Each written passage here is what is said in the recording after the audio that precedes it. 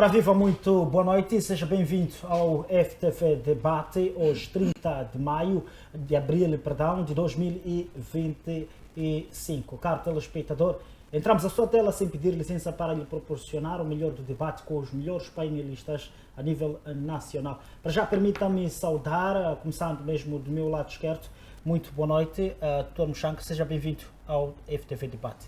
Muito obrigado, Dr. Super. Boa noite, Dr. Pangaia. Boa noite, Sr. Presidente Massango. Boa noite aos telespectadores, aos internautas, a todos que nos assistem e, sobretudo, ao povo moçambicano. Agradecer a Deus pela proteção em vida, apresentar sentimentos de pesar a todas as famílias que choram pela partida de seus entes queridos e rogar a Deus para que acolha as almas dos que merecem para o paraíso. Gostaria também de apelar e pedir a todos os amigos e admiradores do Presidente da Câmara a juntarem-se às missas que vão se realizar no dia 2, sexta-feira, missas de defuntos. A Igreja Católica tem essa tradição e eu próprio, com algum grupo de amigos, vamos fazer essa reza na Igreja São Batista, no Fomento, como forma de reconhecer e enaltecer a vida e obra deste grande homem, que no dia 3, sábado, vai completar 8 anos depois de partir deste mundo. Gostaria também de saudar os trabalhadores moçambicanos por ocasião do 1º de maio, que celebra amanhã, e todos os trabalhadores do mundo. Lamentar que a maior parte dos trabalhadores não poderão celebrar com dignidade porque não receberam, incluindo os funcionários do Estado, até Força de Defesa e Segurança e reformados, que pelo que tínhamos, o que era hábito, era prática na República de Moçambique, era que os reformados e as Forças de Defesa e Segurança eram os primeiros a receber. Hoje estamos em dia 30, a maior parte deles ainda não viram nenhuma 500 nas suas contas. Então, este é mais uma demonstração do fracasso do desempenho do governo nos 100 dias. Muito obrigado. Exato, obrigado, Antônio Muxanga. Também, Dr. Pangaia, muito boa noite, seja bem-vindo ao FTV. Boa noite, Francisco Supa, boa noite, Dr.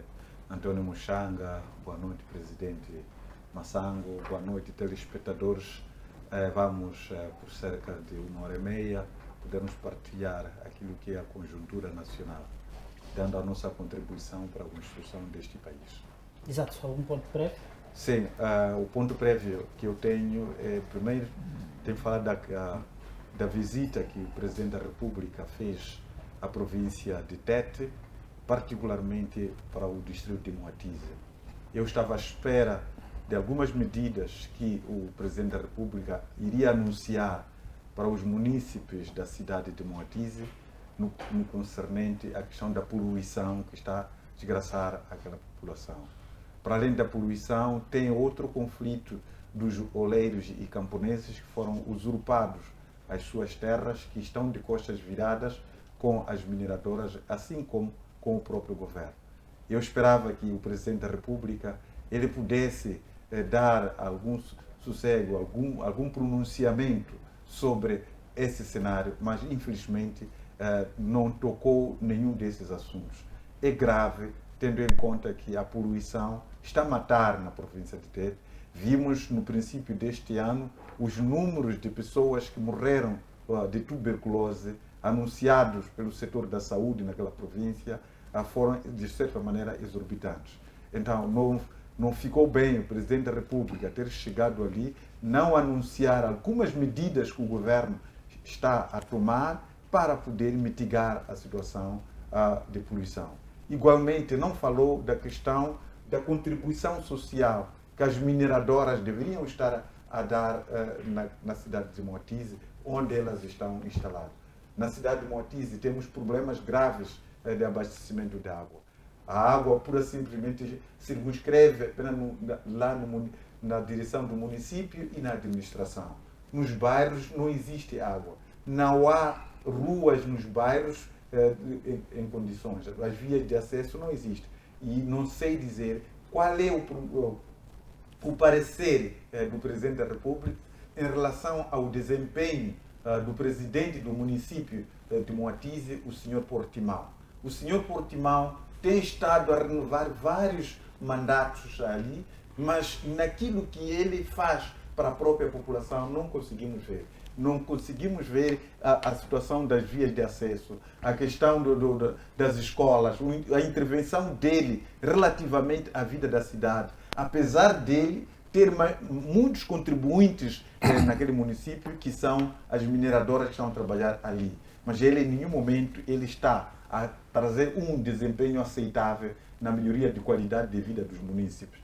Eu sugiro que o Presidente da República, sendo presidente do partido igualmente, que é a sua lista que ganhou para a governação do município de Moatize, substitua Portimão imediatamente, para que possa efetivamente encontrar outro presidente capaz de poder responder os interesses dos municípios de Moatize.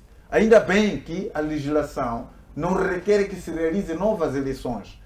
Na mesma lista é só buscar um outro que possa ser competente para poder dirigir os destinos de um município que é extremamente importante deste país, onde alberga várias mineradoras que estão a trazer valor acrescentado para a sociedade, mas tem aí um presidente do município inoperante, um presidente do município que nada de valor acrescentado ele traz. Daí que, se o partido Frelimo ele pretende que efetivamente possa corresponder com aquilo que são os interesses do município, por favor, substituam Portimão, porque ele praticamente está aí conchegado, não está de alguma forma para ver aquilo que são os problemas da própria sociedade. O último ponto prévio tem a ver com o relatório da PGR, que foi, portanto, o relatório da Procuradoria-Geral da República, na qual indica de que existem alguns membros da PRM e alguns magistrados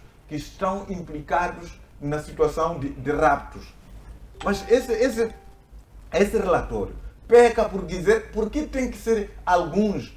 Por que não indicar nomes desses magistrados que dizem de que eles muitas das vezes tomam decisões que favorecem aos raptores? E existem alguns membros da PRM. Olha, esse relatório é falacioso. Se conhece esses magistrados que dão decisões a favor dos raptores, por que não aparecer nome desses magistrados?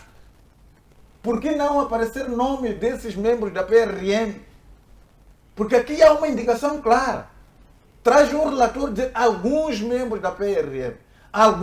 Quais esses alguns?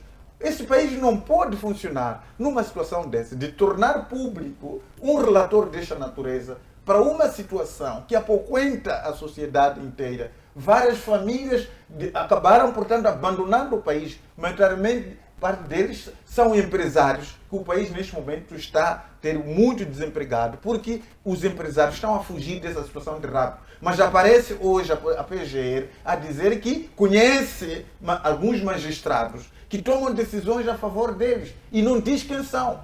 Por que esses magistrados até hoje não foram indicados e dadas a responsabilidade? Exortação. A PGR deve trazer nomes desses magistrados. A PGR deve dar a justiça em relação a esses magistrados que apontou, porque afinal de contas pensávamos que não conhecessem, afinal de contas conhece até aqueles que foram indicados, que são confiados para a justiça no país, afinal de contas estão também envolvidos nos raptos. Obrigado. Exato. Muito obrigado, Marcelino Pangaia. Muito boa noite também. Saúde o Dr. Massambo. Seja bem-vindo ao FTV. Muito obrigado. Quero saudar em primeiro lugar, e saudar aos meus manos mais velhos, o Dr. Mshanga e o professor Pangaia, e estender esta saudação a muitos moçambicanos que celebraram comigo ontem mais um aniversário natalício, e eu quero agradecer a todos aqueles que endereçaram de forma calorosa o feliz aniversário ao amigo João Massango. O meu ponto prévio de hoje tem exatamente a ver com a Assembleia Geral realizada no dia 21 de abril pela hidroelétrica de Cabora Bassa, que veio anunciar publicamente lucros no valor de 14,1 mil milhões de meticais e que desse dinheiro cerca de 5,5 mil milhões vai para o cofre do Estado. A HCB, nesta Assembleia Geral, consideram esses lucros históricos nas últimas décadas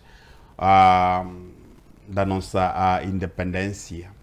Mas tem uma questão muito interessante que eu gostava aqui de trazer para a reflexão dos moçambicanos, porque nós sabemos perfeitamente que na vigência da governação do presidente Armando Guebuza já vinha decorrendo acordos da reversão de Cabora Bassa para o Estado moçambicano, e foi exatamente na vigência da governação do presidente Armando Guebuza que Cabora Bassa ficou nossa em quase 85% sobre a gestão moçambicana. A questão que não cala, que os moçambicanos querem saber: por que é que a energia elétrica em Moçambique é cara? Por que que nós pagamos caro com a energia que é nossa?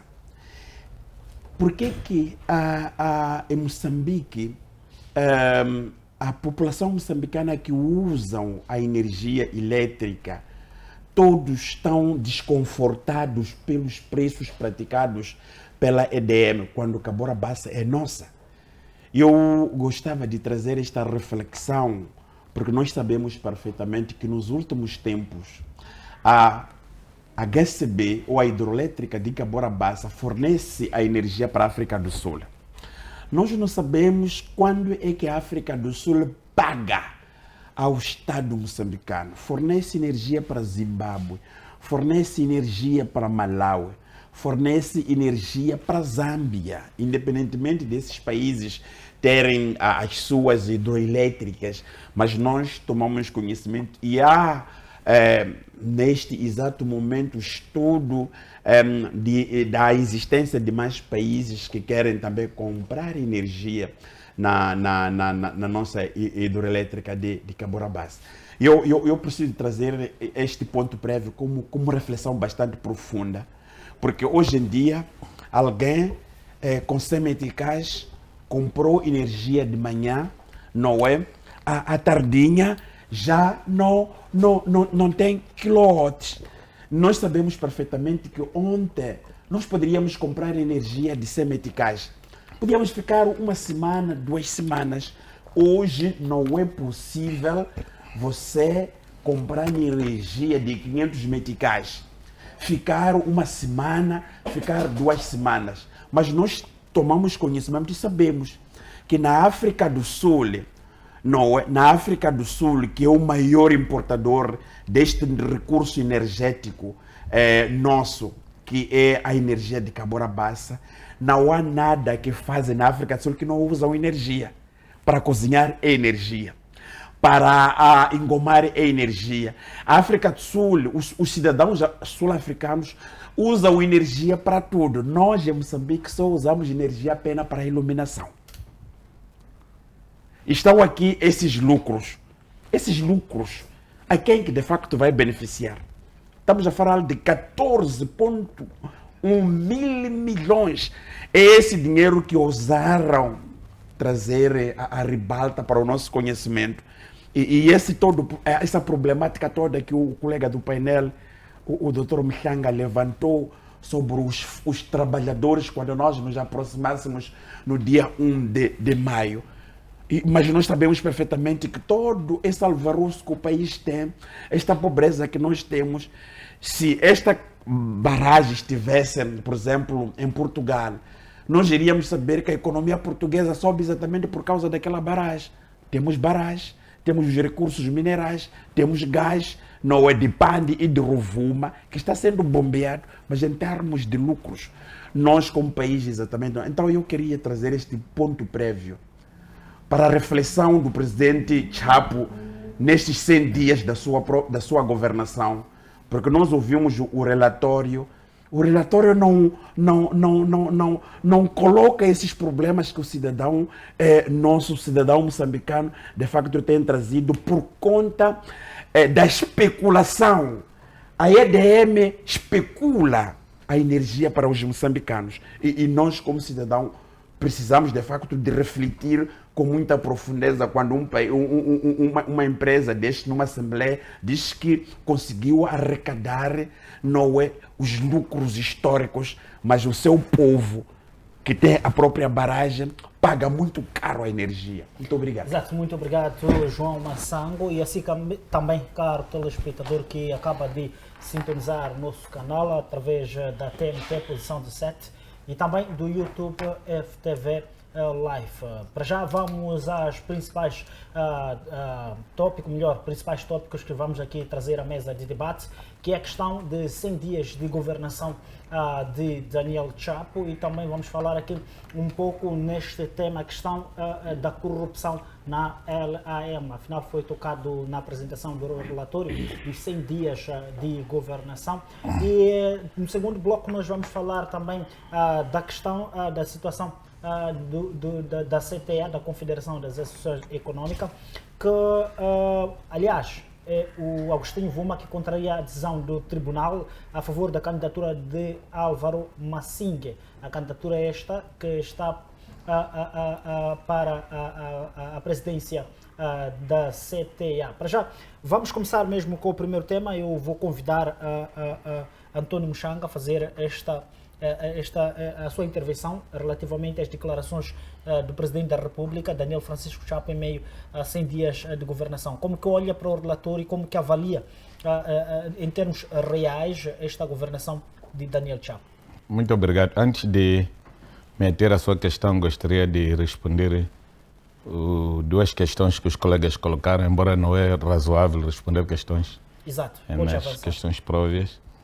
A energia em Moçambique está cara, porque você tem um preço de quilowatt que está a comprar, tem taxa de rádio, tem taxa de lixo, tem IVA e tem 30% de taxa. Eu estava a comparar as minhas faturas com as faturas de um amigo meu que é da EDM. Fui descobrir que ele não paga os 30% de taxa. Por isso, quando o Somassango vai comprar energia de 3.000 meticais, ele tem menos 1.000 meticais por cada 3.000 que você está a consumir. Significa que quando você gasta 10, ele mais ou menos está nos 7 alguma coisa. Quer dizer, é uma forma que foi montada de roubar aos moçambicanos, e para poder ter apoio, os funcionários da EDM, todos eles, desde o PCA até o mais raso, não pagam taxa de energia. Esta é a questão que faz com que a taxa seja muito alta. E esta taxa varia.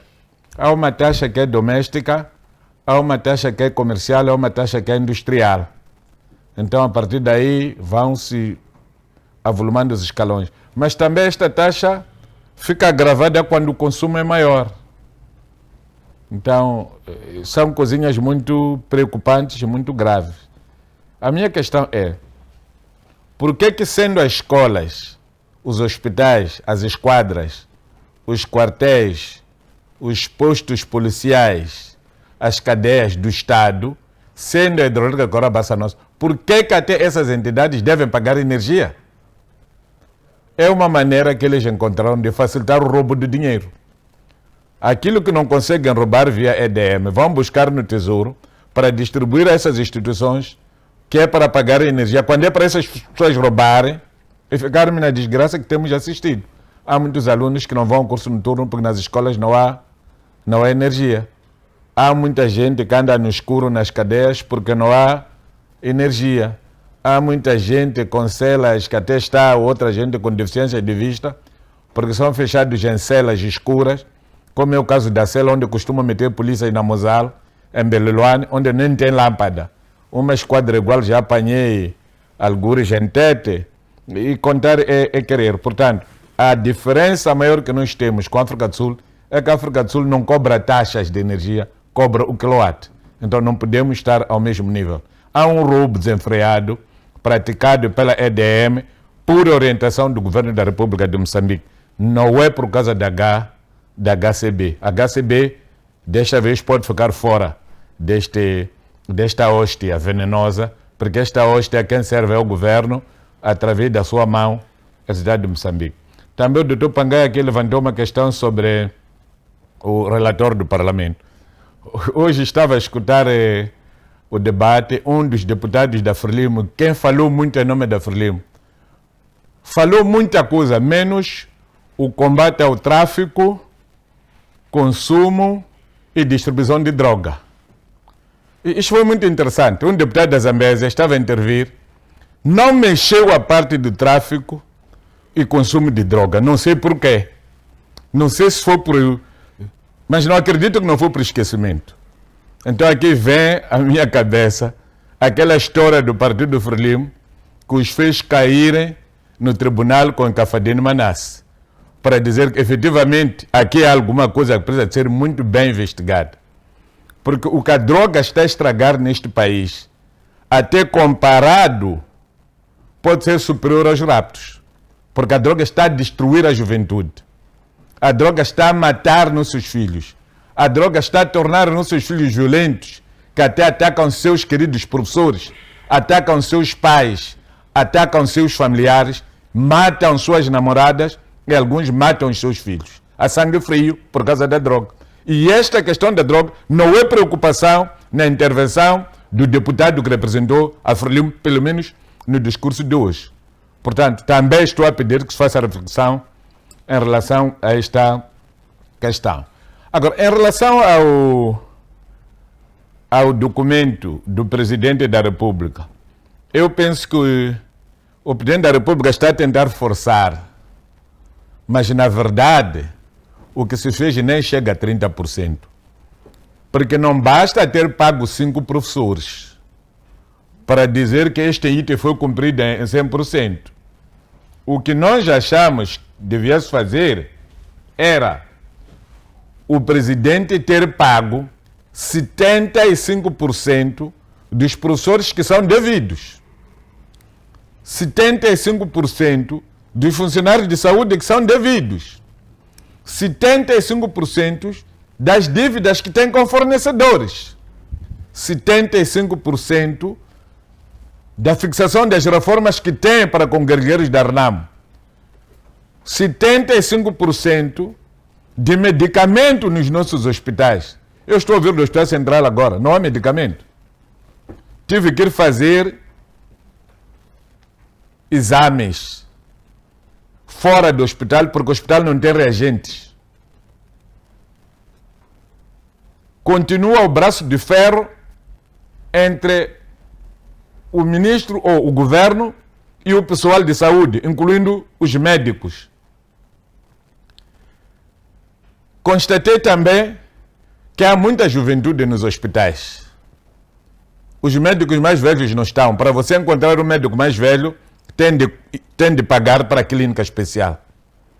E eu estive a falar com um dos médicos, que já estava ao nível de especialista, porque é professor da universidade, do departamento de cirurgia, que me disse que mal que completou 60 anos disseram que tinha que ir à reforma compulsiva. Ora, a lei o que diz é que quem faz 60 anos pode ir à reforma voluntária. Havendo necessidade, ele pode continuar. E dissemos que esta medida pode não ser aplicável a professores e aos médicos, incluindo os magistrados. No Ministério de Saúde não cumpriram com isso. Varreram todos os médicos, A maior parte das pessoas estão no balcão do Hospital Central de Maputo, do Hospital Provincial de Amatola, do Hospital Zema Campo, que são hospitais que visitei nesses últimos dias, são jovens. Nós não estamos contra a juventude. Mas por quê? Esta coisa de saúde é uma coisa melindrosa. Seria muito bom que os mais velhos estivessem ao lado a fazer o acompanhamento, porque isso até dá garantia e sentimento de confiança aos doentes. Portanto, mais uma vez, aqui o presidente Chapo falhou no cumprimento das suas promessas. O presidente Chapo não conseguiu encontrar até hoje o inspetor-geral do Estado ao nível da presidência da República, tendo em conta que os inspetores que nós temos são de nível ministerial e nível provincial. Ele próprio, de sua livre e espontânea vontade, é quem disse que precisava de elevar a expansão para o nível da presidência, à semelhança daquilo que acontecia nos tempos de Samora Machel e Joaquim Chissano. O presidente da República aparece a apresentar solução para as linhas aéreas de Moçambique. Já cansamos-nos de dizer que linhas aéreas de Moçambique é igual a uma árvore seca. A árvore seca nunca dá fruta. A única coisa que pode se aproveitar ali é fazer lenha. Esperar fruta ou irrigar a árvore seca é perder tempo. E ele insiste. Insiste por quê? Porque tem os dele que mamam lá sem fazer nada. E esta semana vimos a imagem do secretário-geral da Frelimo, que faz parte da folga salarial das linhas aéreas de Moçambique. Portanto, aqui podemos dizer, sem papas na língua, que o objetivo fundamental do presidente Chapo, ao forçar os caminhos de ferro, forçar a EMOS, forçar a hidrelétrica de Caurabassa a drenarem dinheiro nas linhas aéreas de Moçambique, é continuar a dar de mamar ao secretário-geral da Frelimo e o seu grupo sem estarem lá a fazer nenhuma coisa. O que futuramente vamos confirmar que será má coisa. Segundo, se o presidente da República tivesse conseguido este efeito, estaria a ser publicitado com letras de parangona. Por isso, o fracasso dele na solução deste problema de aviões para as linhas aéreas de Moçambique também tem de ser publicado com as letras garrafais para dar a entender que o presidente chumbou com triplo R nas suas opções. Também temos esta imagem dos professores que continuam a reclamar. Eu conheço algumas escolas, como é o caso da escola primária, que depois é secundária de Cocamissabe Maleis, onde nenhum professor foi pago. Conheço histórias de funcionários do Estado, como é o caso do que acontece na Zambésia, com os funcionários das prisões, que as pessoas formadas e colocadas em 2021 ainda não receberam 6 meses das suas remunerações. Não sei se esses acabarão recebendo ou não. Também temos professores que têm dívida de horas extras de 2022, para não falar de 2023. E agora temos 2024. O que é que está acontecendo neste preciso momento? A maior parte dos professores não estão a aceitar dar aulas no curso noturno. E as crianças serão distribuídas notas administrativas, vão passar de classe sem saber nada. E este bicho de distribuição de notas administrativas até já começou a invadir algumas universidades e alguns institutos superiores, até do setor privado. Então, é um perigo muito grande o tipo de formação que está a fazer na República de Moçambique, para dizer que há motivos para nós dizermos que Frelimo basta saia do poder, seja de forma democrática ou antidemocrática. Mas a verdade, desde que não seja de forma violenta, a Frelimo tem de sair do poder, porque a Frelimo não está a corresponder àquilo que são as expectativas do povo moçambicano. Nós não podemos continuar da forma como estamos, porque estamos a matar todas as gerações vindouras da República de Moçambique. Exato. Muito obrigado, Antônio Muxanga. Marcelino Pangai. Bem, eu acho que faltou aqui energizar esforços no sentido de garantir com que as atividades impactantes elas fossem realizadas nos 100 dias. Aquilo que o deputado Antônio Muxanga dizia, de que os enfermeiros continuam ainda a reivindicar, e essa fazia parte das reivindicações e colocadas também como uma das ações no plano dos 100 dias. Mas até hoje essas reivindicações não foram ultrapassadas. Os professores são esses que estamos a dizer, que ainda... Eu não sei exatamente onde que se empreendeu mais esforço nesse plano dos 100 dias para poder trazer um impacto satisfatório no concernente àquilo que são as preocupações da sociedade moçambicana. Há dias nós estávamos a falar com relação aos ministérios que verbalmente foram criados, sem que formalmente eles fossem criados. Porque um ministério que não tem estatuto não existe. Um ministério que não tem regulamento de funcionamento não existe. Mas, no entanto, assinou, disse-se verbalmente que existe o Ministério XYZ, a semelhança do acordo que Venâncio Mondlane e Chapo assinaram, que não existe nada por escrito, razão pela qual um vem dizer que acordamos isso, outro diz que não. Da mesma maneira, esses ministérios estão a falar da aprovação do Plano Econômico Social do presente ano. Com que base esse plano foi elaborado, sem que nós tenhamos o governo organizado? Praticamente os ministérios criados não existem. Só existirão depois de criar esses instrumentos fundamentais que são os respectivos estatutos e regulamentos.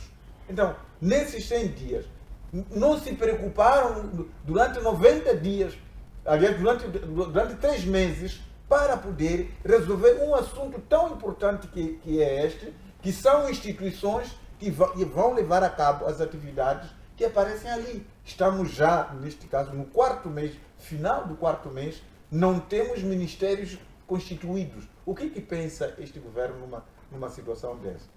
Temos problemas nas instituições do ensino superior, onde o professor catedrático, o professor doutor, recebe menos comparativamente a um técnico, a técnico superior, neste caso o licenciado que está a trabalhar na secretaria. É abismal tratar de uma situação dessa. Estamos nessas instituições que até hoje não são dadas fundos de investimento, mas nomeiam reitores para ir dirigir instituições sem fundos de investimento. E ainda quer-se que as universidades elas produzam conhecimento, tragam soluções que o país enfrenta numa altura em que não se fala nada disso. Relativamente a esse assunto da LAM, é vergonhoso o que está a acontecer. Mais uma vez, o Presidente da República disse que existe lá nhunguistas, existe lá burladores, mas não indicou quem são esses. A semelhança do relator da PGR, o Presidente da República também só disse que existiam burladores na LAM, mas não apontou o nome. Mas será que importa-nos isso, nós sabermos apenas que existem burladores lá? Está à espera de lhes mandar sentar, depois de burlar o Estado, vai lhes mandar sentar apenas no lugar dos... Em casa, sentar em casa. Vão sentar em casa, depois de burlar o Estado. Então, mas eu não sei efetivamente até onde nós vamos. Está-se a aproveitar da situação da nossa sociedade, com a educação que pura simplesmente continua a cegar o cidadão moçambicano, para poder apresentar relatórios desta natureza, falar dessa maneira para a sociedade, porque uma sociedade devidamente informada, uma sociedade devidamente educada, com uma educação de qualidade, não era possível haver esse tipo de pronunciamento para a sociedade e pura simplesmente ficar lá com a tal Assembleia da República também, pura simplesmente estar ali parada. Não, desculpa, a tal coisa foi ver o líder da famosa oposição moçambicana e o antigo presidente João Quixano a bater palmas para essas farpas. Quer dizer, João Quixano com aquela idade e o respeito que ele é merecido, a bater palmas para quem diz que há pessoas que foram ficar na Europa, sabotaram, a economia moçambicana, que estão habituados a alugar aviões para receberem comissões. Eu vou lhes mandar sentar em casa e bater palmas. É absurdo uma situação dessa. E depois dizer que o plano de 100 dias que o governo realizou é um plano que até devia ser de 2 anos. Mas, sinceramente, quer dizer, aquilo que fez devia ser realizado em 2 anos. Qual é o impacto real que trouxe para a sociedade, para a população moçambicana, para ser convencida de que, de fato, esses indivíduos trabalharam? O trabalho que eles fizeram em 100 dias seria um trabalho que teria sido feito em 2 anos. Sinceramente, que desempenho que nós estamos à espera disso aí. Mas, infelizmente, é isso que nós temos. Estamos a ser chamados todos para podermos trabalhar. Se vamos trabalhar, mas na hora de comer, vamos dizer que vou comer. É que o discurso não pode ser esse. Da mesma maneira que se diz vamos trabalhar, depois de estarmos a trabalhar todos, sentimos fome, vamos comer. Mas não é isso que estamos a assistir no nosso país nos últimos dias. Todos nós estamos a ser coagidos neste momento para ir trabalhar. Em suma, quando se trata de bonanças, privatiza-se. Quando se trata de prejuízos, socializa-se. Todos têm que contribuir para poder pagar os prejuízos. Mas as bonanças já não partilhamos, são para alguns. Então, infelizmente, é isso que nós estamos a ter. Muito obrigado, Marcelino Panaia. João Massango. Muito obrigado. Eu acho que os 100 dias da governação do presidente Chapo é uma burla. É uma burla aos moçambicanos. Os 100 dias da governação do presidente Chapo, para mim, considero um presente que está a semear o maior descontentamento de todos os tempos e, sobretudo, amanhã, que nós temos o dia 1 de maio, não é? Funcionários obrigados nas instituições, quer na função pública, quer nas empresas públicas, quer nas empresas privadas, para irem desfilar sem salários, para irem desfilar, não é, sem moral, para irem desfilar apenas para agradar as orientações do presidente Chapo, para agradar as orientações dos diretores das empresas, dos PCAs, e nós pensarmos que estamos a passar o 1º de maio, Dia Internacional do Trabalhador, e numa situação de alvoroço à população moçambicana.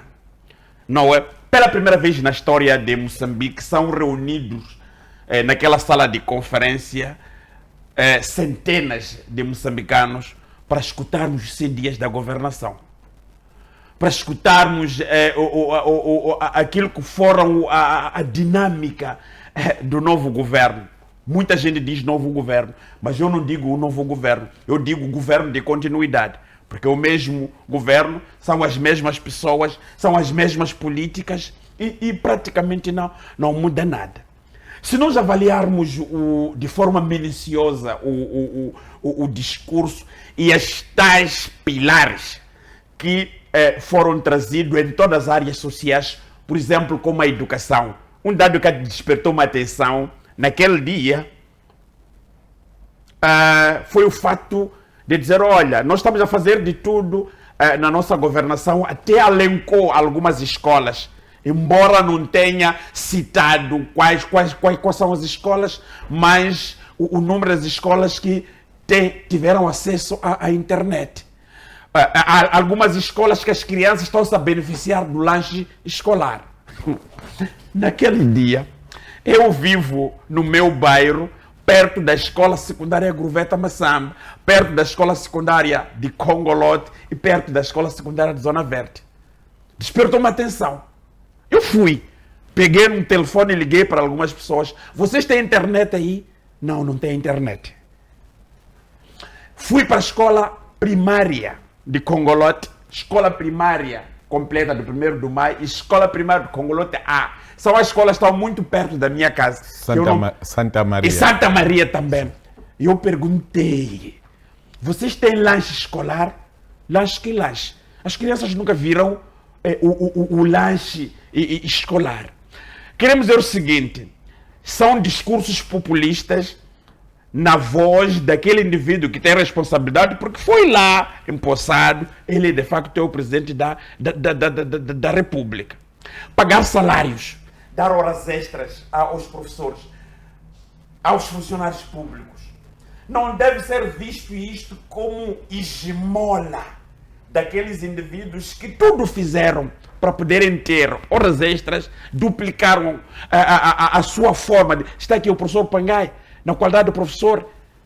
E nós vimos isso aí como se fosse uma bandeira, não é? Em que os 100 dias da governação do presidente Chapo trouxesse a nós, digamos, uma série de mudanças no nosso país. Mas por que populismo? Por que populismo? Por uma razão bastante simples, porque nós vivemos numa situação em que a nossa sociedade moçambicana, ao longo desse todo tempo, aprendeu uma coisa, que essa coisa faz com que nós pagássemos a fatura hoje. É a clemência, de nós esperarmos a vermos as coisas de facto acontecer. Moçambique, desde 2023-24, fez com que a metodologia da governação ou daqueles que governam Moçambique mudasse um pouco. Mas eu sinto que depois das manifestações que nós tivemos, e eu acredito que esses indivíduos pensam que voltaram a ganhar o espaço. É por essa razão que na nossa ótica aparece e coloca esse tipo de discurso, não é? Daqueles indivíduos, segundo dizia o deputado Mutang, estão ali só para aplaudir. Aplaudir o negativo e não aplaudir aquilo que traz a solução para os moçambicanos. Meu irmão, se vocês saírem fora, e nós acompanhamos mesmo nesta televisão, de várias reportagens que fizeram, em quase todo o país, cerca de mais percentagens de moçambicanos estão a avaliar de forma negativa o quê? Os 100 dias da governação. Porque os 100 dias da governação, independentemente de tudo, poderia trazer na nossa ótica um impacto que se calhar poderia ser uma perspectiva para os próximos 5 anos. Se nós falharmos hoje, então significa que é preciso que os moçambicanos comecem a perceber que os piores momentos de facto vêm aí, em que teremos uma governação voltada apenas não para o povo, mas sim para um determinado grupo de pessoas que estão com os destinos maiores.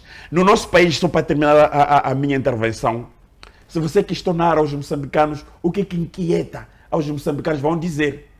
E nós temos na nossa Constituição a agricultura como base de desenvolvimento. E eu sempre falo da agricultura porque está lá plasmada na nossa Constituição. No dia que nós olharmos a agricultura e da agricultura tirarmos a ilação de que daqui temos um pilar para o desenvolvimento, porque a agricultura, quando é implementada a todos os níveis, o setor secundário, que é o setor da indústria, funciona. Estás a perceber? E depois temos também o setor da transformação. Temos o mar, que nós não nos beneficiamos. São exatamente essas coisas que inquietam a nossa sociedade. Quer no setor da saúde, quer no setor da educação e os outros setores. O que eu vi do presidente Chapo, que na minha ótica procura a forma de vangloriar-se, é de facto tentar buscar na nossa ótica, as políticas que agradam o João Queixissano, não é? As políticas que agradam alguns camaradas, mas que do concreto não agrada o povo. Tem um dado muito interessante aqui. Se você dizer, bom, nós estamos felizes porque os autores do diálogo político com que nós estamos exatamente aqui, sim, até pode estar ali, mas a questão fundamental é o povo. É o povo. É o povo. Nós temos de facto olhar as coisas num contexto de forma aberta, porque qualquer tipo de governação visa exatamente responder aquilo que são as políticas públicas. Se nós não conseguimos responder às políticas públicas, então paramos no espaço e no tempo. Não querer falar aquilo que os meus colegas levantaram das linhas aéreas de Moçambique. Vocês lembram que mesmo com a aquisição daquelas aeronaves vulgos Embraers, também foi nhonga. Nós conhecemos um cidadão que esteve em frente daquele projeto de uma associação chamada Chivel, que até foi condenado, não é? Foi condenado. Esse indivíduo está ali a deambular, não está na cadeia. Não é Chivel. É Chivel. Vamos roubar para ele. O presidente hoje aparece sobre as linhas aéreas dizendo que nós já conhecemos as pessoas. Nós sabemos que as linhas aéreas têm de facto a gestão danosa desde o passado. Desde o passado. Desde que se tornou empresa pública. Desde que se tornou empresa pública. As linhas aéreas não são pessoas. É a gestão toda de indivíduos que foram colocados sob a confiança política. Não uma competência técnica para gerir exatamente aquela empresa. Por que não se fala da justiça aqui? Daqueles indivíduos que dilapidaram o Estado. Quer dizer, não basta os 2,5 mil milhões de dólares que o nosso país foi dilapidado, as pessoas estão aí à deriva e hoje as pessoas que estão a dilapidar as linhas aéreas vão para casa. Por que não entra a justiça? Por que não é tempo de dizer nós precisamos de buscar a justiça aqui para exatamente penalizar, incriminar exatamente essas pessoas? Exato. Desculpa, só quero acrescentar mais uma pergunta quando estiver a dar a sua intervenção. Será que esta avaliação não pode ter sido afetada também por aquele período das manifestações, porque até dia 24 de março, o dia em que Daniel Francisco Chá, presidente da República de Moçambique, teve um encontro com Venâncio Mondlane, os dias anteriores foram dias conturbados nesse sentido? Não poderia haver este cenário? Não. Quando um treinador deixa de levar os jogadores ao estágio, é porque confia com os jogadores, embora não estejam no estádio, não vão praticar indisciplina. E como norma, não podem se envolver com mulheres quando estão à véspera de jogo, não podem submeter a álcool, não podem perder noites e devem ter alimentação regrada. Agora, quando o treinador deixa os seus jogadores de qualquer maneira, não junta no mesmo sítio, em forma de estágio, é porque tem confiança neles. Nós chamamos de atenção aqui sobre os prejuízos que a fraude eleitoral ia criar. E a resposta do presidente Nyusi foi de que não tinha 200 milhões de dólares. Agora admiram-me quando aparecem aí com faturas superiores a 1 bilhão de dólares. Porque se tivessem nos entendido e não tivessem forçado que o Conselho Constitucional, a troco de sei lá o quê, tivesse validado aqueles resultados, nós agora estaremos a realizar novas eleições com um ciclo bem preparado e com muita gente atenta ao que está a acontecer. Claro.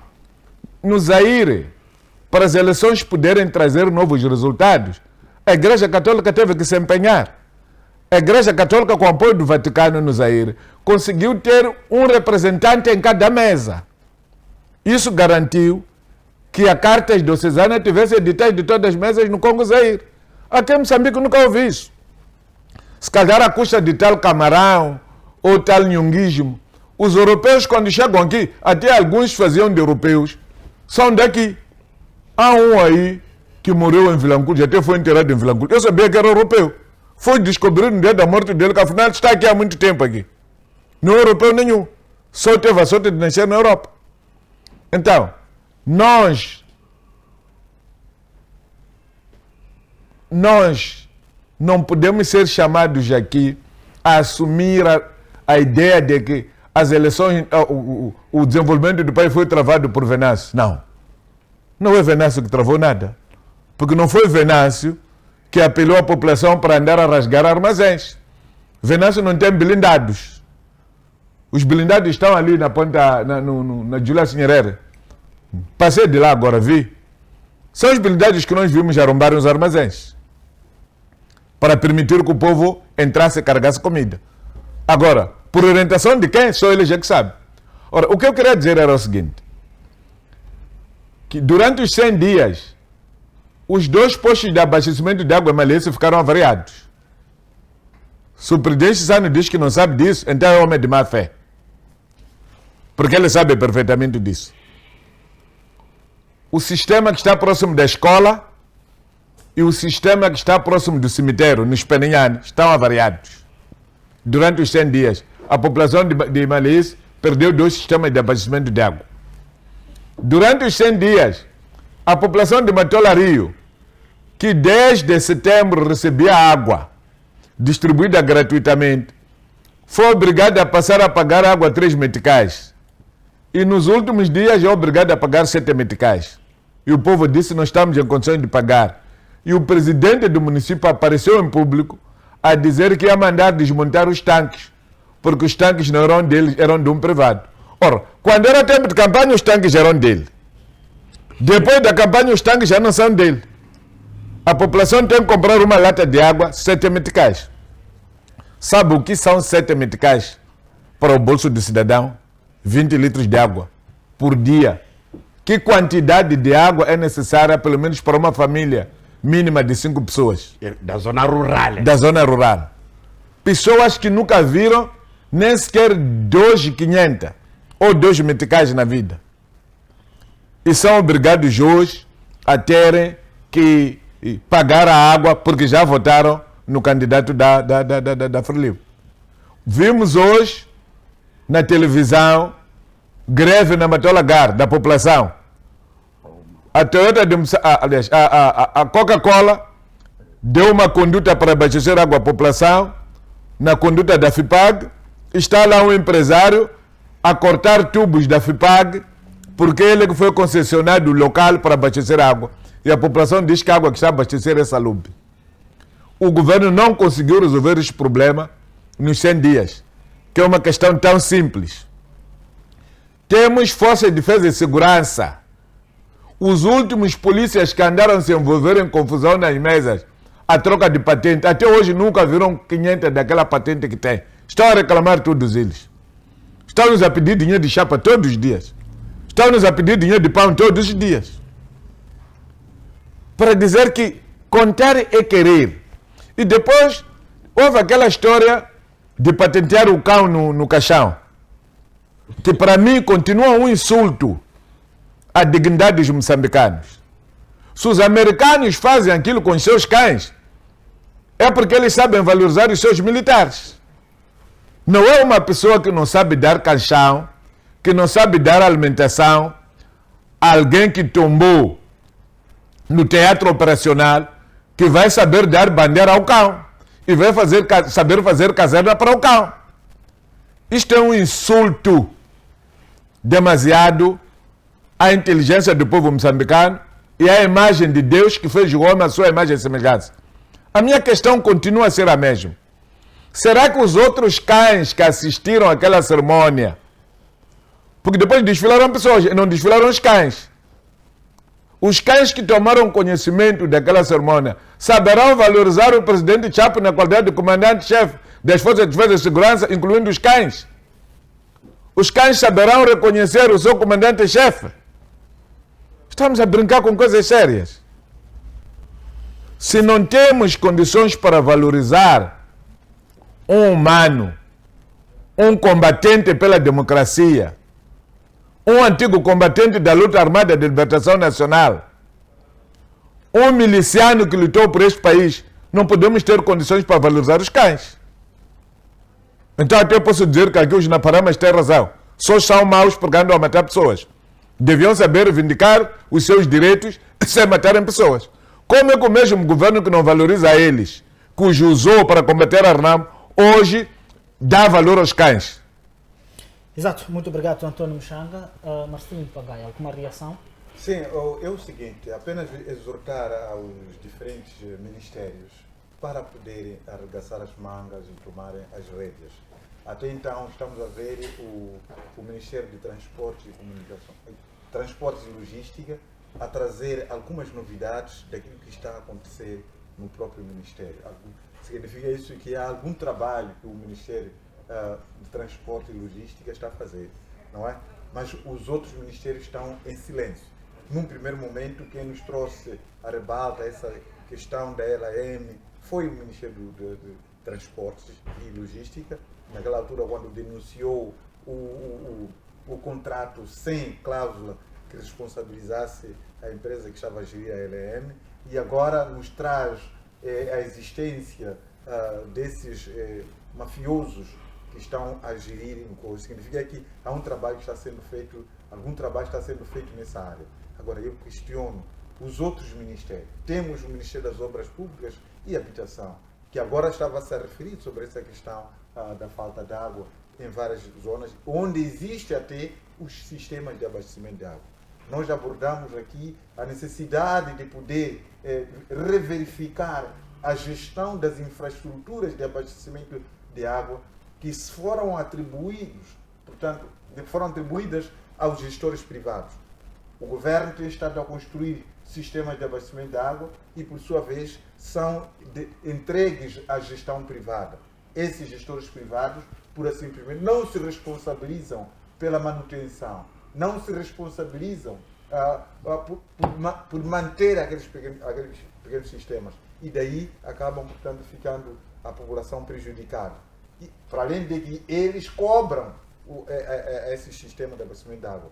No entanto, os valores que eles cobram, pura simplesmente, servem para os bolsos desses privados que foram entregues gratuitamente aos sistemas de abastecimento de água, que o governo tem emprestado erários públicos para a construção desses sistemas.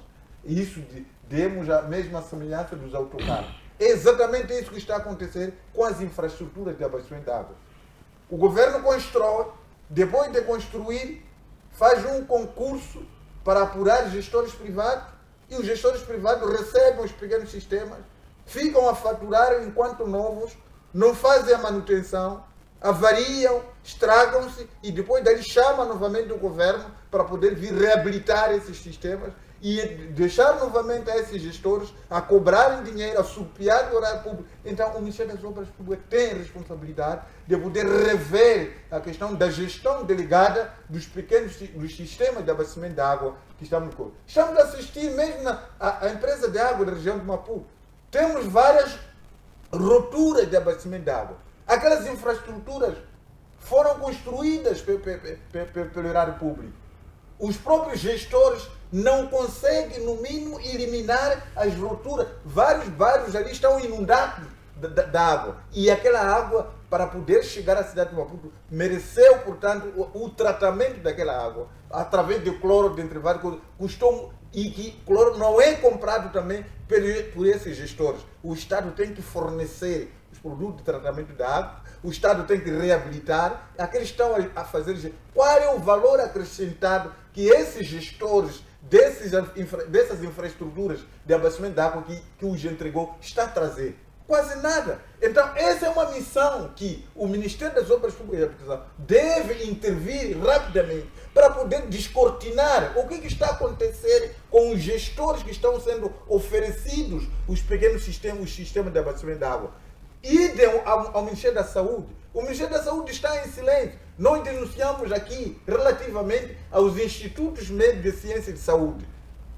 O governo construiu infraestruturas que dão a formação em ciência de saúde. Mas, no entanto, não se aproveita a capacidade máxima dessas instituições. Lançam um número reduzido de vagas que não estão... Aquele que quiser vai visitar o Instituto Médico de Influente. Há de ver que a maior parte das salas de aula não estão ocupadas. Tudo isso por quê? Por causa dos estágios burladores. Porque querem que os estudantes eles vão matricular-se nesses institutos privados que andam ali, enquanto o Estado construiu infraestruturas que não se aproveita a capacidade máxima. Nós já referimos sobre essa questão. Aquela querela que está acontecendo no Hospital Central entre o Instituto Superior e o Instituto Médio. Várias salas fechadas ali. Mas há muita procura de os jovens a querer se formar na área de ciência e saúde. As instituições públicas lançam vagas bastante limitadas, propositadamente, para garantir que esses aqui vão matricular-se nas suas escolas, que não tem laboratório, não tem absolutamente nada. Hoje, e daqui a nada, são nossos enfermeiros, são nossas coisas que agravarão cada vez mais a situação de saúde no corpo. Então, o ministro da Saúde intervenha para essa questão de ver a capacidade dos institutos médios de saúde da função pública e aquelas também da função privada, para ver se tem lá laboratórios, tem condições para formar enfermeiros de fato ou não tem. Desculpa, sabe quem é o dono dos institutos? Não sei. São os diretores nacionais. São os diretores nacionais. O Ministério da Saúde não vai fazer nada a isso. Se você for a conhecer a história do primeiro Instituto Nacional de Saúde privado, vai descobrir que foi construído por uma pessoa muito grande lá dentro do Ministério. A mesma coisa que aconteceu com a Escola de Formação em Administração Pública Autárquica, que de nada desapareceu. E nós temos tantos funcionários na administração pública que não sabem fazer como é que começam, como é que não começam. Meu irmão, há alguém dentro do governo que vive burlando. Tem uma empresa de importação de cloro, fatura cloro que não manda para Nampula, fatura cloro que não manda para Niassa, fatura cloro que não manda para Cabo Delgado. Agora, está a receber muito dinheiro em nome do combate à cólera. Por isso que a cólera está a matar muita gente lá nas províncias centro e norte, na Zambésia e companhia. Porque há alguém, membro do Comitê Central da Frelimo, que passa a vida a faturar sobre isso, e está a comer dinheiro sentado em casa, o povo vai morrer. Por isso, melhor solução aqui é tirar Frelimo do poder. Há um dado muito interessante que eu gostava de trazer à ribalta. Eu acho que este discurso do presidente Chapo de 100 dias, os moçambicanos não devem ver isto de ânimo leve. E, sobretudo, quando nós falamos das linhas aéreas. O presidente da República falou de raposas. Nós queremos conhecer as raposas da Lame. Queremos conhecer as raposas dos caminhos de ferro. Queremos conhecer as raposas do Imose. Queremos conhecer as raposas da HCB. Queremos conhecer as raposas de todas as empresas públicas. Porque em todas essas empresas... E também queremos conhecer as raposas do MTPM. Porque são empresas que, quando nós olhamos a sua gestão, não me parece uma gestão fora do alcance da gestão danosa das linhas aéreas. O presidente da República disse publicamente que nessas empresas tem raposas. O presidente da República que disse publicamente que em Moçambique nessas empresas tem nhonguistas. É grave. Quando essas palavras saem do chefe do Estado, então significa que tem alguma coisa que não está bem no Estado. Isso aí é uma primeira, aliás, pela primeira vez o alto magistrado da nação da República de Moçambique tem reconhecido essas falhas. Não é um bom ritmo, um bom parecer de que pelo menos ele já tem conhecimento, está a reconhecer os problemas que existem na LN? Até pode ser um discurso para o inglês ver. Não é? Porque nós já passamos no nosso país de discursos sem ação. Já passamos no nosso país de discurso que, em suma, porque esses problemas das linhas aéreas, eu acho que nós temos que levar esse assunto com muita seriedade. Não começa com o presidente Chapo. Essas raposas vêm do presidente Inhusi. Essas raposas vêm do presidente Guebuza. Essas raposas vêm do presidente Chissano. Se calhar, no tempo do presidente Samora, as raposas não existiam. Porque haviam diretores gerais. Não, haviam diretores gerais. Não havia essa história do Conselho de Administração. Os conselhos de administração em algumas empresas foram criadas exatamente para dilapidar o erário público. Porque o Viegas, como diretor-geral das linhas aéreas, foi bom diretor-geral.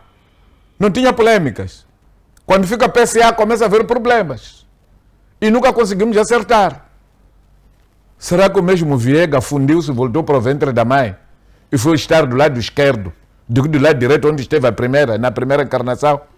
E depois há uma coisa, meu grande amigo Mchang.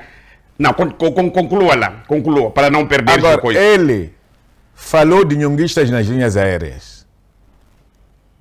Não falou da HCB, nem falou da EDM, nem falou da CFM. Sim, porque é lá onde ele quer ir buscar o dinheiro. Só que está a me parecer que há resistência lá. Porque há quem diz que nós não podemos meter dinheiro só para ir perder. Enquanto os caminhos de ferro, as linhas aéreas, não esclarecerem isto e aquilo. Esses presidentes do Conselho de Administração dessas empresas têm razão. Porque a partir dessa altura eles passam a ser acionistas dessas empresas. Só que eles não têm poder nenhum sobre uma decisão que o chefe do Estado tomou e delegou o IGEP. A minha questão é, qual é o papel do IGEP? Porque nós não tínhamos essa coisa de IGEP. E as empresas funcionavam. Será que o presidente do Caminho de Ferro, do Desporto Caminho de Ferro não sabe o que é que tem que fazer, quais são as suas obrigações? Claro que sabe. O presidente da HCB não sabe. O presidente da Emose não sabe. Precisa mesmo de ter um intermediário aqui. Qual é o papel do IGEP mesmo? O grande problema aqui do Muxanga é a criação de várias instituições para controlar o mesmo setor. Não estão a controlar, é para irem comer. É distribuição de comida, aquilo não é nada. Sabes, um dado muito interessante aí no discurso do presidente. Diz que nós enviamos técnicos para a Europa para pesquisar aviões. E esses indivíduos foram ficar 15 dias, não é? Nos hotéis a comerem, do bom, de tudo quanto podia. Voltaram, não é? Vocês sabem por que as linhas aéreas não desenvolvem? Porque esses indivíduos nunca quiseram que nós tivéssemos aviões próprios, não é? As linhas aéreas têm que ter aviões num sistema de aluguer. É preocupante isso. Mas ainda que o presidente da República vá a qualquer país trazer aviões, enquanto aqueles grupos estiverem ali, esses aviões não terão vida. Vão partir os aviões, para os aviões avariar, que é para continuar a alugar. O processo das reformas que se fez nas linhas aéreas de Moçambique tirou-se os melhores mecânicos dos aviões, os melhores engenheiros e colocou-se pessoas com qualidade muito duvidosa. Nós temos sorte, porque apesar dos nossos aviões avariam no chão, nunca avariaram lá em cima. No dia que avariarem, no dia que avariarem lá em cima, hás de ver o que é que vai acontecer. Exato, eu ainda aproveito mesmo assim a António Muxanga para fazer uma reflexão sobre esta decisão, ou melhor, este pronunciamento de Vuma, dizer que nenhum tribunal vai anular aquilo que é a decisão de CTA relativamente à candidatura do Álvaro Massinga. Bom, eu não sei, mas também já me apercebi que o Vuma tem muitas relações com a estrutura judicial e já habituou. Por isso pode abusar e desabusar. Tudo o que o Vuma disse pode ter mão de um magistrado ou de um procurador. Não acredito que aquilo tenha saído da cabeça dele. Um homem normal, como ele, que até já processou Artemisa no tribunal, para Artemisa ter que cumprir. Já processou o Bila no tribunal, apesar dele reconhecer que ele que provocou o Bila. Ele que já ameaçou processar Manuel Pereira, apesar de reconhecer que ele que havia drabado Manuel Pereira. Agora está a tentar processar os turcos, apesar de saber que ele que aldrabou os turcos. Está a ameaçar qualquer pessoa que fala do Mercedes que foi apanhado em casa dele, apesar dele saber que o Mercedes não veio a voar por azar para cair no quintal dele. É meio difícil entender que ele fez aquilo ali sem nenhuma assessoria de pessoas relevantes dentro do sistema de justiça e, sobretudo, de advogados. Eu hoje, esta manhã, estive numa outra televisão, num debate com alguém que faz parte deste grupo, o presidente da Assembleia Geral. O que o presidente da Assembleia Geral disse, só vale a pena ser o povo a fazer a justiça.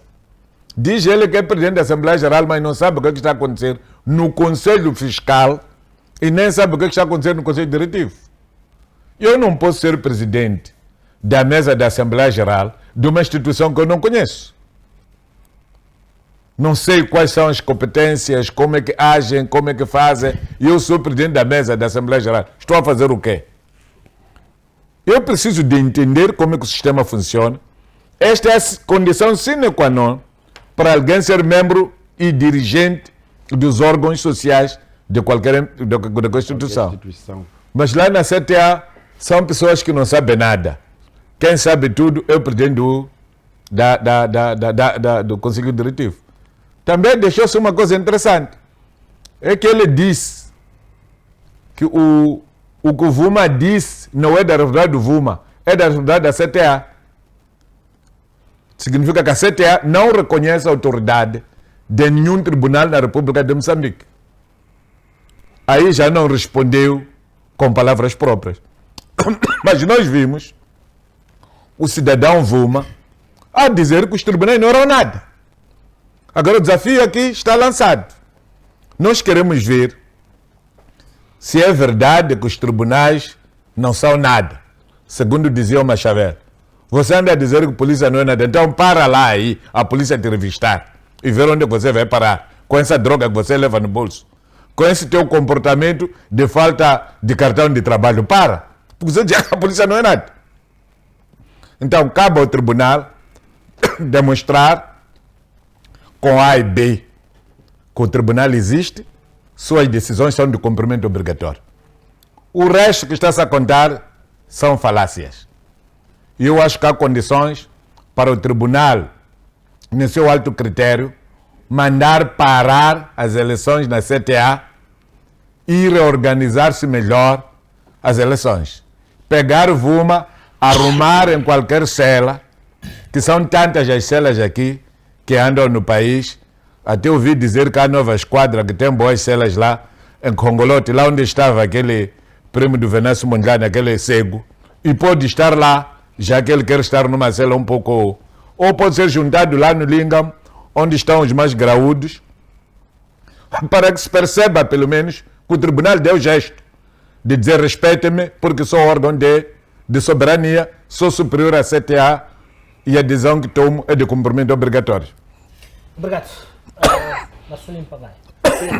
Olha, essa questão vai ter precedente. Alguém, um cidadão dentro de um país, faz esse pronunciamento da desobediência da decisão do tribunal e continua ainda a passear a sua classe. O que esperamos dos outros cidadãos neste caso?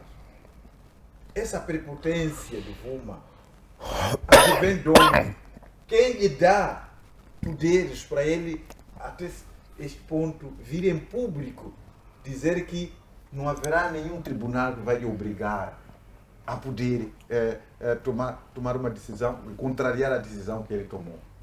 Aqui num país onde existe a justiça que se diz ser soberana, e essa justiça, ouvir isso, obviamente vamos esperar aquilo que ele falou, a sua materialização.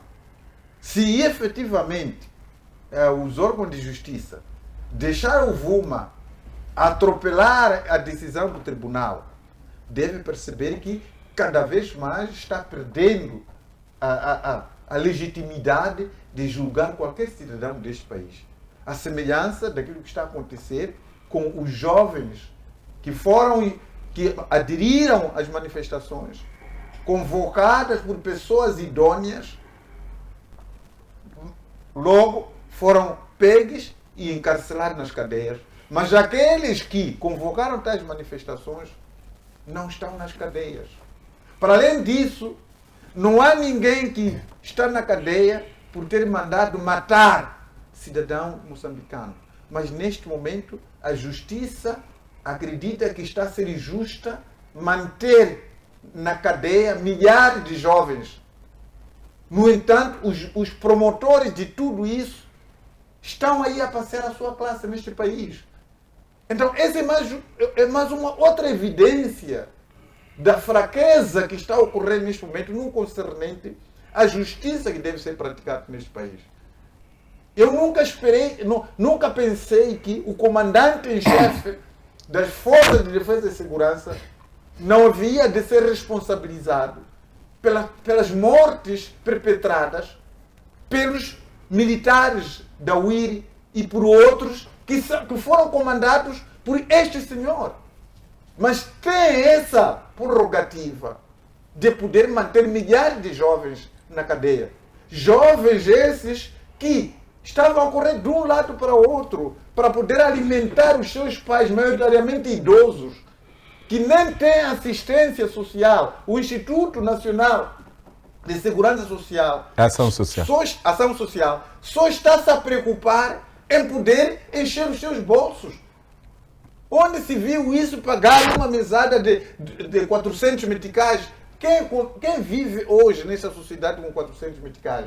Mas, no entanto, esses jovens que estão presos, maioritariamente, são esses que corriam de um lado para o outro para alimentar esses idosos. São esses que estão a lhes manter na cadeia. Olha, deve-se perceber de que o regime está a ser injusto para com os jovens. Esses jovens um dia vão nos exigir responsabilidade pelos maus tratos que estamos a dar. Porque esses que promoveram as manifestações, esses que inclusivamente mataram os manifestantes, são adultos que não são responsabilizados. Significa isso que nós, os adultos, estamos a criar situações anômalas para esses jovens. O que é que nós estamos a implantar raiva para essa geração 2000? Há uma situação que está-se a dar agora, em que as pessoas, quando se desentendem ainda dentro dos partidos, incluindo no meu partido, alguém vai queixar, dizer que aquele é venancista, aquele é aliado de Naparamas, aquele é aliado de sei lá o que, as pessoas estão a ser carregadas pela polícia, estão a desaparecer. Consta que um delegado da RNAM lá, na zona de Satungira, foi carregado há 48 horas pela polícia, alegadamente que o levava para o tribunal em Gorongosa, e em Gorongosa a pessoa não está, não se sabe se está vivo ou morto. Suspeita-se que ele terá dito que quando a RNAM continuar assim, ele é de ir ao Venâncio. Então ele é que está a facilitar que os Naparamas possam chegar à montanha. Quer dizer, coisas desta natureza são coisas que depois irritam pessoas. E aquelas pessoas que vivem naquela zona são pessoas que conhecem a teoria do gatilho. Eu queria apelar, seja verdade ou não, que aquele senhor seja apresente a um juiz nas próximas 48 ou 24 horas, que é para devolver o sossego à sua família. Um jornalista da Beira ligou-me a falar disso, a pedir anonimato. Acredito que esse jornalista não está a mentir, porque esse jornalista era meu colaborador quando eu era porta-voz da RNAM. Nós estamos a trabalhar para a reconciliação nacional. Pelo contrário, estamos a trabalhar para destruir a pouca aproximação que nós temos neste preciso momento. Eu não sei o que é que significa ter-se dito que estamos em momentos de reconciliação e depois ir abrir um processo contra Denis, abrir um processo contra o Venâncio, quando o objetivo é que a pessoa explique, porque a tal entidade que está a investigar é a entidade que diz que eu não posso depositar mais do que 250 mil por dia na conta de alguém sem justificar. Por que temos que criar este alvoroço todo? Será que o Venâncio não conseguiu dizer onde arranjou o dinheiro que usou durante a campanha? O Diniz não conseguiu dizer o que fez com o dinheiro que o povo lhe ofereceu em Bobole? Aquela senhora, assessora financeira do Venâncio, não conseguiu dizer quem mandou dinheiro para ela, para que objetivo? Estamos a brincar com coisas sérias. Quando chegar o momento de se perceber que estamos errados, já teremos ofendido muita gente. E o ser humano tem a virtude ou o defeito de se vingar. E depois vamos dizer o quê? Vamos dizer que temos azar? Eu quero fazer apelo. O Procurador-Geral da República não deve se gabar de estar a perseguir manifestantes quando ele tem processos daquele que andou a pisar camisetes do MDM nas eleições de 2023. Não viram? É um mini. Aquele processo também tem que fechar. O processo das autarquias locais tem que fechar. O processo de recenseamento eleitoral tem que fechar. O processo ligado à adulteração da lei eleitoral aprovada pela Assembleia, irem publicar outro tipo de lei, tem de fechar. É a obrigação da senhora Esperança Bias explicar com A e B o que é que fez em relação a esse assunto. Porque esses bandidos que fizeram isso continuam lá na sede da Assembleia da República. E mais dias, menos dias, voltaremos a entrar em contradições por causa deles. Então, o mais importante é apagar a fonte do fogo. A fonte do fogo é a fraude eleitoral. Temos que penalizar todos os envolvidos na fraude eleitoral. Porque se não tivesse havido fraude eleitoral, nós não teríamos tido manifestações. Exato, muito obrigado. É verdade, sim. Mais uma vez, exigir que haja uma reflexão na nossa justiça com relação aos milhares de jovens que estão encarcelados neste momento. Não só aqueles jovens, assim como a própria família que esses jovens sustentavam. Então é preciso reverificar. Há pessoas, doutor Pangai, que foram mortos nas suas casas sentados. Não estavam na manifestação nenhuma. E dizem que são balas perdidas. Essa responsabilidade é de quem? Se nós estivéssemos aqui nesta sala ao lado, naquele dia da chegada de Venâncio, estávamos mortos, mas estávamos aqui dentro do escritório. A sorte é que nesta sala não estava ninguém. Aquela hora que alguém entendeu disparar para esta parede. Estamos no primeiro andar aqui, ou segundo. Se alguém consegue atingir com violência o segundo andar, imagine quanta gente que anda no chão. Quanta gente que ele não matou. Exato. É extremamente difícil, mas é preciso que nós tenhamos a consciência sobre o que está sendo feito neste momento. A justiça deve ser praticada de uma forma imparcial. A situação de poder haver esse tipo de prepotência, falamos tudo isso é por causa da prepotência de uma, não é? Significa se alguém neste país diz que a justiça não vai fazer alterar a decisão que ele tomou. Então esse indivíduo vive aonde? Num local onde não existe lei e ordem. Ele faz o que ele pretende. O que ele confia efetivamente para dar esse tipo de pronunciamento.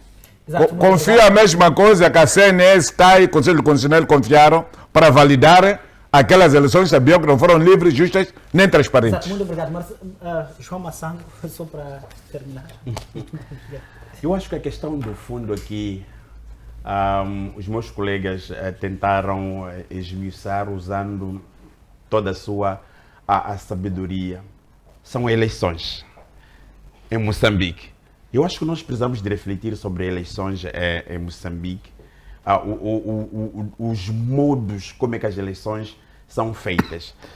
A CTA é um organismo que é composto por indivíduos que por muito longos anos foram fiscais do partido no poder na fiscalização dos processos eleitorais.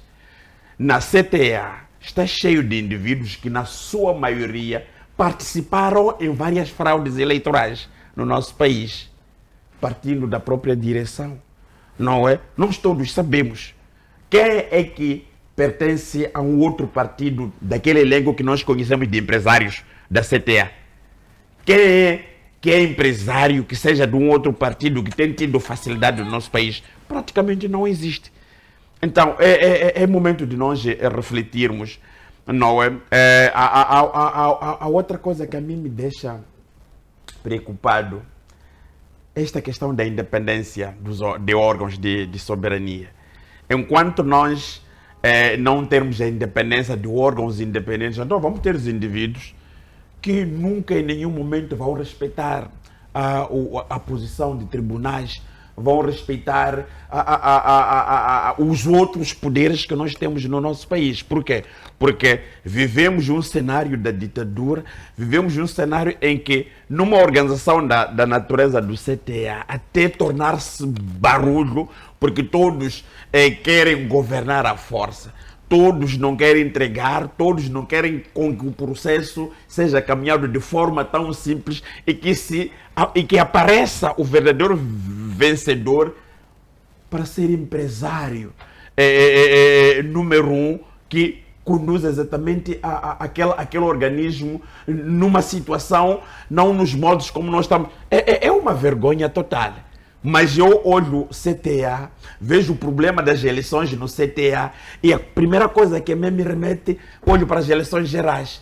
Vejo que são os mesmos componentes que quando há eleições gerais estão divididos em todo lado. É por essa razão o vício da fraude que o Dr. Mchanga leva está ali no CTA. O vício de manipular os resultados. Não levanto. que levanta. Exato. Não é? Está ali no CTA. É extremamente difícil numa situação em que o país atravessa estes momentos e que nós queremos que as coisas sejam feitas de forma tão clarividente, mas de forma geral é CTA composto por indivíduos com aquelas eleições da natureza em que nós estamos. E a gente pergunta, será que terá sido descoberto que o Álvaro Massinga não é da Frelimo? Porque se calhar até pode terem descoberto que o Álvaro Massinga é da Renamo, a Revelia, ou de um outro partido político, não é? Porque nós sabemos perfeitamente que você nunca assume o cargo de relevância naquele organismo, naquela instituição dos empresários que você não seja membro do partido Frelimo. Não há nada disso. O que está a acontecer, CTA teve azar de sair o malogrado Rogério Manuel, que era primo do Vuma. Porque Vuma e Rogério Manuel são primos. O Rogério Manuel é filho da irmã do pai do Vuma. Então, são primos, ou tio e sobrinho. Então, isto se calhar está a criar confusão na cabeça do Vuma. Pensa que aquilo é propriedade da família dele. Por isso ele não pode dar aquilo ali aos famosos manhambanes. Porque ele fez aquilo com Quessanias no passado. Sim. E agora está a fazer com Massinga, que por ironia são de Inhambane. E ele prefere até devolver isto ao Salim Abdullah, através da sua esposa. E Salim Abdullah, também porque acho que também não deve ser bom empresário Salim Abdullah. E tem que ser investigado. Até sinto pena de ter feito apelo quando ele tentou dizer que o filho dele foi sequestrado. Já começa a ter dúvida já. Tenha sido verdade que o filho dele foi sequestrado. Tendo em conta o que está a acontecer. Porque é preciso desconfiar tudo que essa gente faz. O Salim Abdullah não precisava de voltar para aquele espaço através da sua esposa. E a esposa dele é candidata. O filho está na lista do adversário da mãe. Sabe a Lalefso? Não podem brincar conosco. Pá. Eu penso que o tribunal tem a oportunidade de, no dia 5, julgar este processo, mandar anular tudo, pegar Agostinho Vuma e seus acólitos, arrumar nas celas, encontrarmos um grupo neutro que vai organizar a CTA e CTA entrar em eleições em tempo útil. Exato. Muito obrigado, António Muxanga. Obrigado, Marcelino Pangaia. Obrigado, João Massango, também aproveitar este momento para desejar feliz aniversário, muitos anos de vida, embora atrasado, mas o programa sempre decora às quartas-feiras e não às terças. Então aproveite esse espaço para desejar mais anos de vida, para que possa estar aqui no nosso programa e emprestar o seu saber. E assim, caro telespectador, também desejamos assim, amanhã, Dia do Trabalhador, aquele que com zelo e paixão dedica o seu tempo para construir um futuro melhor. Aliás, também para aquele seu patrão que não está a dizer nada até o dia de hoje. Será que conhece o tamanho das camisetas de todos vocês? Boa noite, ficamos por aqui e sempre o que temos dito, o que discutimos aqui é problema nosso, mas o que você entende é responsabilidade sua. Boa noite, até a próxima.